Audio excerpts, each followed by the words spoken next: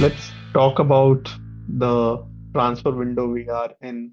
A Yeah, lot of big rumors we are listening, and the biggest one of them has to be Rashford, who wasn't available for the Liverpool game. He was ill, and he has been ill for the last 4 5 matches. We have only seen him on the bench for one of the games, and Newcastle won. Yeah, that also Newcastle one. Even that he didn't come on. feature for United. So it's been about what 5 games now since December, since the City game. That was a game in which Garnacho was Yeah, dropped. Both of them were in the same situation as mentioned by Amorim, Garnacho and Rashford, and yet Garnacho has started featuring into his. And yeah, Amorim says that Rashford is doing the things which he'd want to do, but he still says that it's up to him whether he starts or not. correct. The rumors that we are listening is that Rashford's camp has approached AC Milan, Yeah, Juventus, and Borussia Dortmund. correct. These three clubs specifically. And since What do you make? yesterday evening, we are also starting to see Barcelona is interested. So I'm not sure. Hmm, hmm, We haven't heard credible sources talk about Barcelona's interest, but that has hmm. been brewing up in the background as well. Good clubs. I mean, and Rashford is a player of pedigree.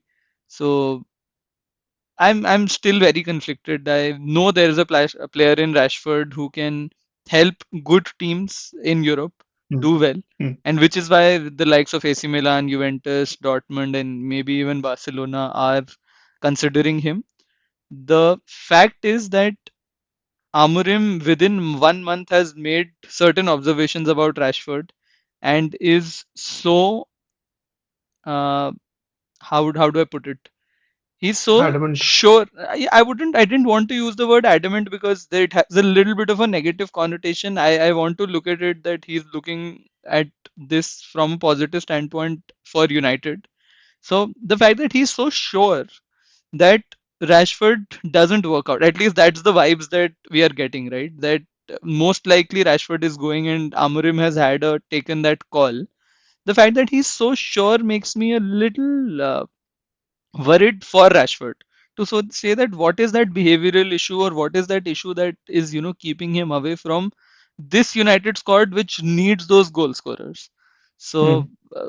I don't know. What are your thoughts on that? I mean, since Ineos have come in, and even just bit before Ineos came in, we have started seeing the player power at United to wane a little bit. Hmm.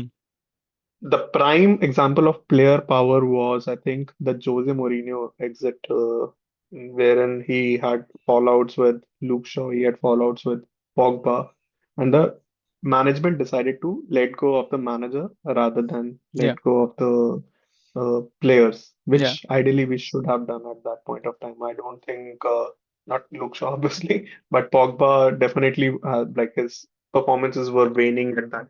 Yeah. Now, since Eric Ten Hag was backed against Sancho Saga, against Ronaldo Saga, Yeah. it's a good sign that manager is given the total reins of how to operate the football club, who to start. So I'm very much with Amarim on this one. If he doesn't see 100% of what he wants to see from the player, yeah, he's well within his rights to do this. And even though we know, like, see, Rashford is a homegrown player, we have been seeing him since the age of 18, scoring bangers, scoring Yeah. against our biggest rivals, scoring in big games as well, winning trophies with us. All the trophies which we have won in the 5 6 years, Rashford was part of that Yeah. makeup. That being said, when you hear from respected journalists like Andy Mitten that all the managers previously, all the 2 3 managers Yeah. previously have had issues with Rashford, then it's upon the player how to improve that. Now, all this thing is right in the open. Hmm. I still feel it is up to Rashford, more on Rashford rather than Amorim. I Hmm. think Amorim, as clear a communicator he is, I think Amorim would have given him 4 pointers. These 4 things, if I see from your game and in your overall attitude, you will be starting for United. Yeah. I don't think that he has seen all those 4 pointers from Rashford yet. Once he sees that, he'll be in the starting lineup. If not, I think he's well within his rights to let go of Rashford, which will Hmm. be a big blow. But I think how it will shape up is if Rashford leaves, we have to replace his goals. Not that he's been scoring in and out Yeah. for United, but I think there will be a big goal scorer leaving United, and that should Yeah, be I think compensated we by a either new get goal scorer. a goal scoring number 10 or we get a forward. We have, and which is my big worry, because if that happens in the winter transfer window, do we have players available to really sign that? So, okay, two parts. One, do you think Rashford leaves in January, come 1st February, will he be a part of the squad? And second, who do you see as a possible replacement option? I don't see Rashford continuing with United. Like he's gone 5, 6 games. He's gone important games without being part of the makeup, and So, something what, which we something like a noted loan with a what what do they call it? Option to buy is one thing. What is the other? Obligation to buy. Correct. obligation to buy. Correct. Just like Sancho. See, if it's kept open, I think we won't get much money on an obligation to buy. If it's an option to buy, it will completely depend on how his performance in the next 6 months. We could be losing him for very less money if he doesn't perform.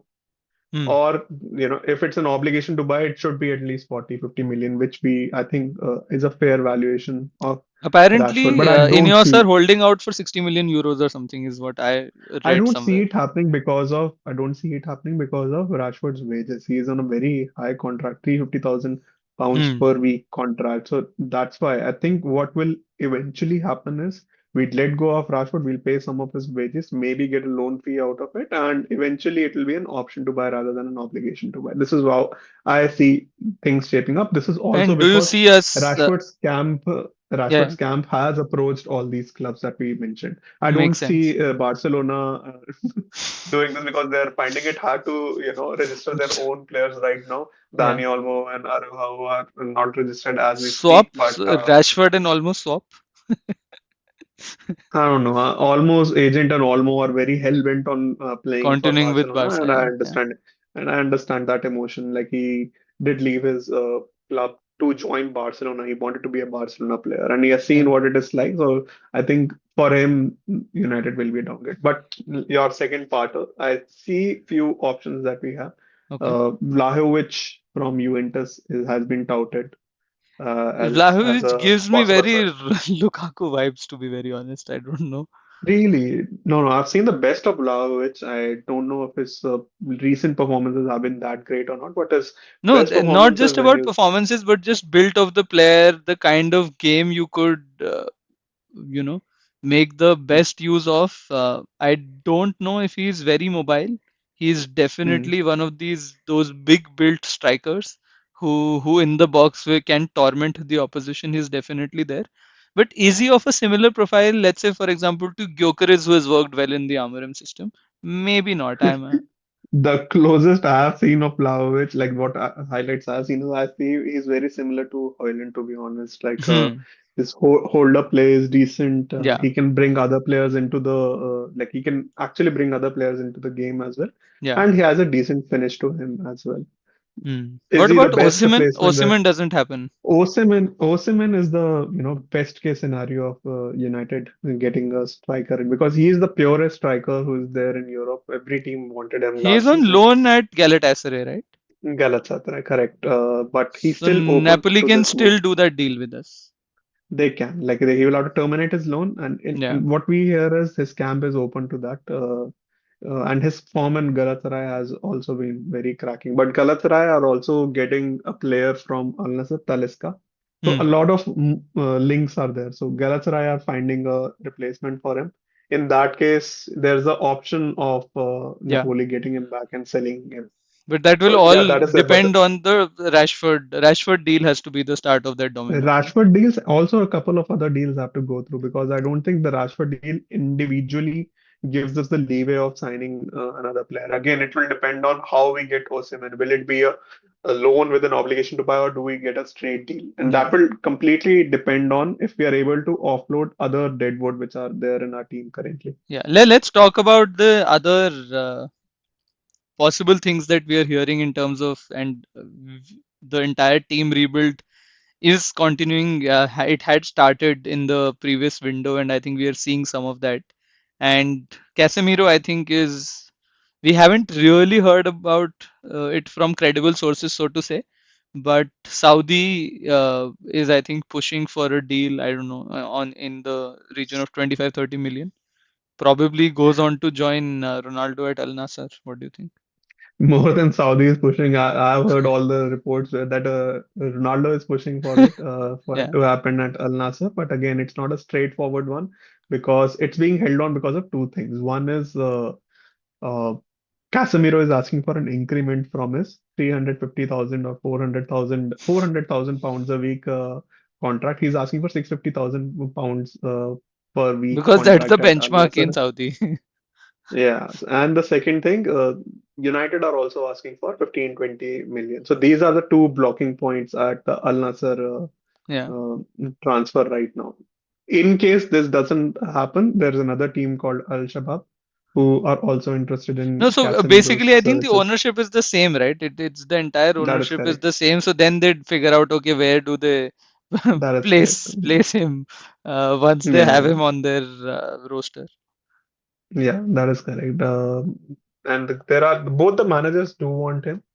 But also again, it depends on if they are able to sell the players and offload the players they have on their I think roster they have right now. sold Al Nassr have already sold one of their foreign.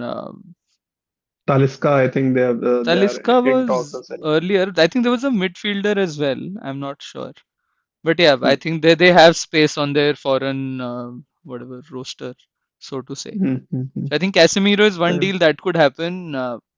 Ericsson, I think I don't see a world where we sell both or we let go of both Casemiro and Ericsson in the same month because we need some backup. I think you never know with injuries, etc. Some of them will have to step up, but I don't see us signing another central midfielder. Probably the likes of Collier, etc., will have to step up and play out some of those games, and in maybe in the summer window we figure out a way to beef up that position. And also talking about central midfielders, where are these rumors for Kobe Menu coming from? There was a report, initial report from David Ornstein, and which was retweeted by Fabrizio Romano, that both Kobe Mainu and Alejandro Garnacho are not untouchable when it comes to transfer, and the management will take a account of profitability before that, and so they are not untouchable. I've also heard rumors of how much we are valuing. We are valuing Kobe Manu as 70-80 million, and Chelsea is sounding. That being said, I don't have too much. I don't put too much faith into these rumors. I think Yeah. both are progressing well, Garnacho as well as Menu. Like Ahmad, I don't think we'll let go of Kobe Menu. Kobe Menu has a contract till 2027 with an option to extend for another year, 2028. And yeah, So I think we are very well in Kobe the Manu driving seat. has the potential to be that generational talent. I mean, we are not those feeder club. We are not a feeder club that we will try to make the best of our academy uh, uh, academy graduates, so to say. So I think it doesn't make any sense to me.